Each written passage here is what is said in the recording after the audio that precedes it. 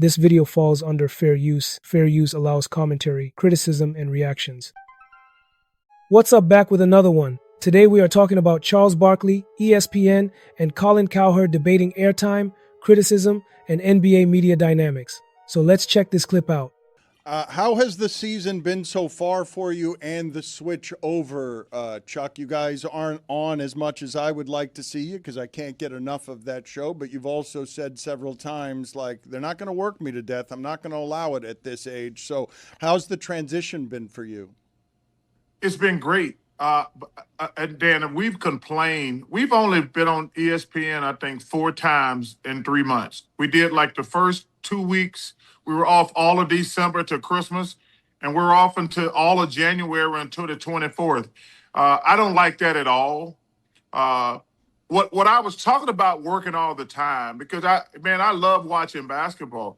I'm not going to do all these damn shows. That's the part. I'm not going to be on ESPN 1, 2, 3, Deportes, Nacho, Echo, whatever they call it. I'm not going to be doing all that. But I wish that we had been on more during the first half of the season. You were always very critical of Barkley. Did you see he's complaining he's not getting on the air anymore? ESPN buried that show. Why am I critical of Barkley? He was critical of the league. Yeah. But what did Barkley say? I don't think I saw it. He doesn't. He wishes he worked more. And my feeling is, this is just conjecture, is that ESPN has a great relationship with the NBA, and they said, yeah, we'll bring that show over. You won't see it as much. Put it on the shelf a little bit. Huh? I mean, because Adam during Silver, football season, nobody's nobody's caring. But NBA from February, March, April, May, June, I'm sure he'll be on a lot, right? I haven't seen a second of it this season. I watch the games. I don't. Yeah. I did. It felt very, very big at one time, and now it's invisible. So I don't know. I'm just saying conjecture, but I know there were people upstairs in the NBA office that didn't like how they lampoon the league and some of the players. Were you talking to Adam Silver there? I would say people upstairs didn't love sometimes. They would say NFL shows don't make fun of the players. Why are we making fun of the players? I heard that before from somebody of. Yeah. That might have started here. I don't know. I'm an originator. What can we do? Yeah. I'm just saying. It's just Charles is complaining. It's like it feels obvious to me that you have these new deals, and there's a lot of understandings that don't have to be contractual. David Stern didn't like when people were critical of the NBA either. That they're very sensitive in the NBA. Remember Adam Silver saying my players are miserable. Twitter. It feels like it's a thing. Barkley sounds honest, Cowherd sounds suspicious, and together it exposes how complicated sports media really is. It makes you rethink who decides what we see, when we see it, and why. 2 months. There was no reason for us to be off for 2 months. Why not? And then you got fools on television. It was Christmas, man.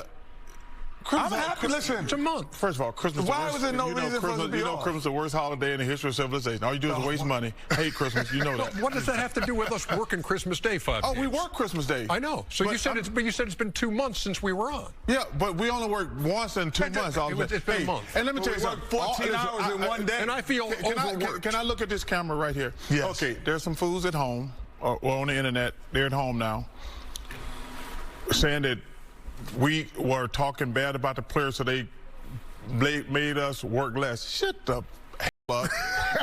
Shut the hell up. This was already scheduled. Nice catch, by the way.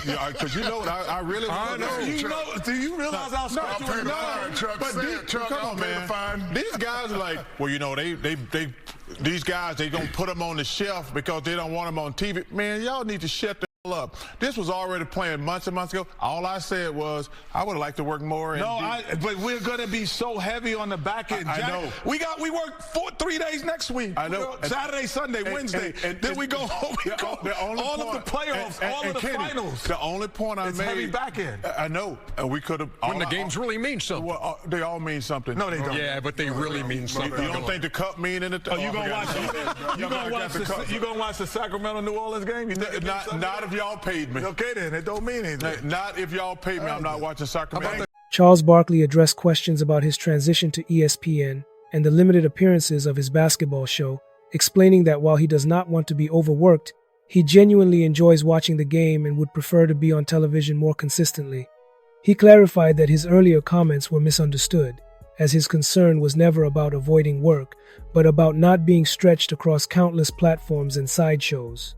Barkley expressed frustration that the program was off the air for long stretches early in the season, which made it feel disconnected from the flow of the league. In response, Colin Cowherd suggested that ESPN and the NBA may be carefully managing the show's visibility, possibly due to the league's sensitivity to criticism and satire. Cowherd speculated that league executives have historically been uncomfortable with media personalities who openly mock players or point out flaws, even though such commentary can drive interest. This led to broader discussion about media relationships, unspoken agreements, and how major sports leagues balance promotion with control.